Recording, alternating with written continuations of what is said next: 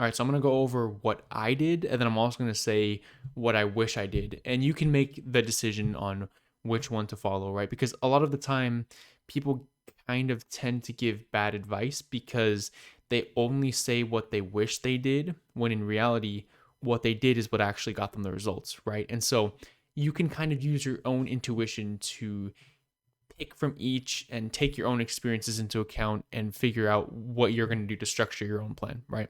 So, when I knew literally nothing, was I did Pimsleur. I'm not affiliated with Pimsleur or anything. I just chose to do it because I was really busy and I could do it during my commutes to work.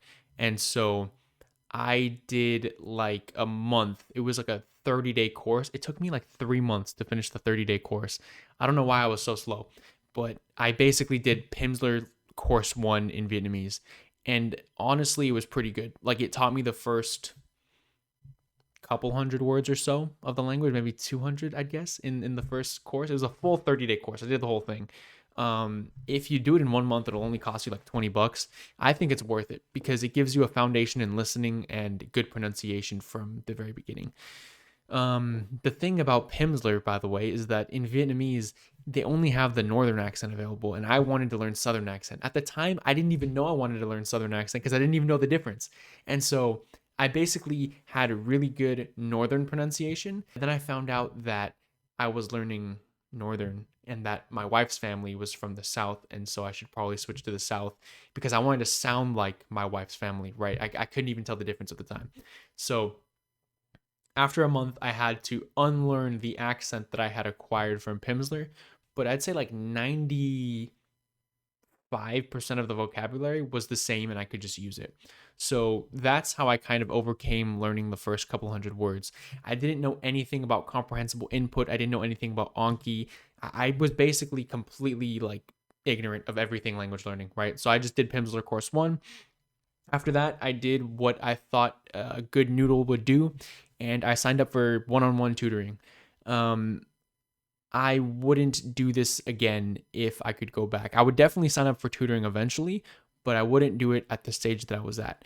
The tutor actually did help me realize, though, that I was learning the wrong accent, so that's pretty good. I would have done more in depth research on the language before starting it, but keep in mind, I didn't really know what this type of thing took. I just thought it would be a kind of fun project to do in the background, and it changed my life and led me down many different rabbit holes. But anyways, so I was doing tutoring only on weekends at this point. And so I was basically making zero progress, which led me to go on YouTube and I found some comprehensible input stuff. And so this is where I really overcame the beginner plateau. I bought some books. I don't have them anymore. They were like it was like Learn Southern Vietnamese with Annie or something. And they're basically a collection of short stories with a glossary in there that has the definitions of the words that it thinks you probably don't understand.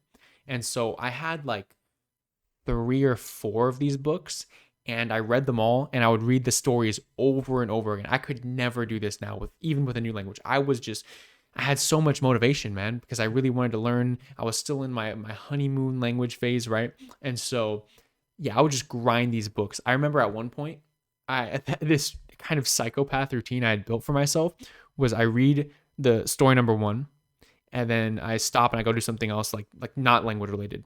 And then the next day I read story one and then story two. And then the next day I read story one and two and then three. And I just did that until I finished the whole book. I repeated it so many times, these words were basically burned into the back of my skull. Why I wouldn't recommend this now is because I was reading and the books actually came with audio. So if you have the audio transcript, absolutely this is a great way to build your vocabulary.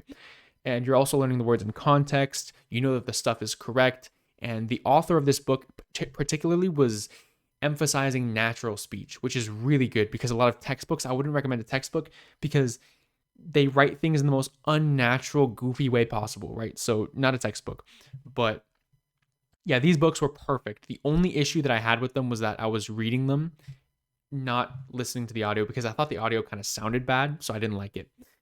If I could go back, I would just listen to the audio. But this really ramped up my vocabulary and my ability to kind of process Vietnamese. There were also grammar explanations as well, which I read, which were really helpful. and kind of building a map in my brain of Vietnamese. And at this point, I was continuing to do tutor sessions every other weekend as well, just kind of get more exposure to listening. And that was really my only listening exposure. I didn't do any other input. At this point, I started to find like Steve Kaufman and Link. And so I downloaded at this point, Link actually didn't have Vietnamese. So I downloaded this app that was basically the exact same thing as Link, but it was actually specifically for Vietnamese. I think it was called like Langy, or I don't remember, something like that. And I basically just started grinding their A1 stories. And at this point, even like the A1 stories had a bunch of words I didn't know. So again, I would just do the same thing, read the same story over and over and over. I'd read the like every day I'd read the same story. Stories were super boring, but it was exciting because I was learning new language. And still I had no audio transcripts. So my listening ability was awful, and I was fossilizing really bad accent habits because of my reading sub vocalization. And again, the only thing I'd really change about this phase was I would listen to the audio transcript with the reading. It was 3 months of just doing lesson 1 of Pimsleur, and then about 5 months of nonstop grinding A1 and A2 stories. I'm making this seem really extravagant. It's not. At this point in my life, I would only spend like an hour a day, honestly. So sometimes a couple hours a day, but it was never like the type of thing where I was like, it was my main goal at this point in my life. I was just doing it. Sometimes I even do it during work. Sometimes I do it like after work. I had other priorities going on, so it wasn't like nothing crazy. And also, like multiple times, I would just take a couple weeks off just because I felt like it. I wouldn't do this now because it's just language learning is just such a fundamental part of my routine in my life now that I wouldn't even be able to take a couple weeks off, to be honest. But yeah, I would just randomly take a month off, 2 weeks off, a couple days off, all the time back then. So if you factor in my time off, it took me approximately a year ish, give or take, to get over what I would say was the beginner phase, right? And then after that year of just reading a bunch of beginner level stories, I eventually got to the point where I could read more complicated stuff like news articles, B1 stories, things that were actually interesting, like actual books I could read. It would be a lot of lookups, but I could actually get through them without it being like crazy. Another thing I would do is I would upload the transcripts of a YouTube video onto Link. And then I would use Link to kind of like read the YouTube video, and I was able to actually follow along no problem. As for my listening and speaking ability, however, they stayed at low beginner level for a long time. I couldn't understand basically anything that was said to me, and I couldn't really form sentences very well at all. Because after my first like couple months of reading, I even cut out the tutoring sessions for like a very long time. So it was pretty much just my reading level that was developing. And then once I kind of realized that there was this huge gap between my listening and my reading, I started to incorporate a lot more listening. And after a couple months of just listening focus, I was able to catch my listening up, not all the way up to my reading, not even close, but past a beginner level. So overall, in order for me to actually surpass what I would consider beginner level, it took me a little bit over a year.